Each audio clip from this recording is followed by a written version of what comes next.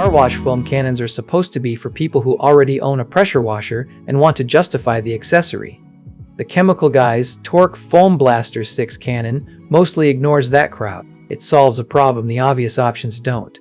Thick clinging suds straight off your garden hose, no pressure washer, with an adjustable foam ratio dot. 3 weeks from now, you'll be rinsing the sponge in the driveway on a Tuesday evening and realize you haven't cursed at the hose nozzle once this month. Your neighbor walking the dog will comment that your car actually looks clean for once, and you'll notice the old frustration of scrubbing dried-on bugs with a dry sponge has stopped happening entirely.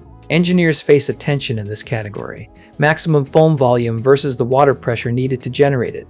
Pressure washers win on volume but demand the machine. This one chose garden hose compatibility, and you can see that choice in the specification that says it works with your standard garden hose, no additional tools or machines needed. The foam ratio dial for customizable sud levels sits with a satisfying quarter-turn resistance, not loose, not stiff, deliberate. After 20 minutes of use, the weight distribution rests mostly in your palm rather than cantilevered at the nozzle, which is why the forearm fatigue that used to set in during longer washes just stop. The thick suds encapsulate dirt and grime, reducing swirl marks and scratches, which means the sound of grit dragging across paint that you've learned to tolerate from cheaper nozzles never starts in the first place. This is for the kind of person who measures twice before buying a third car care gadget this year.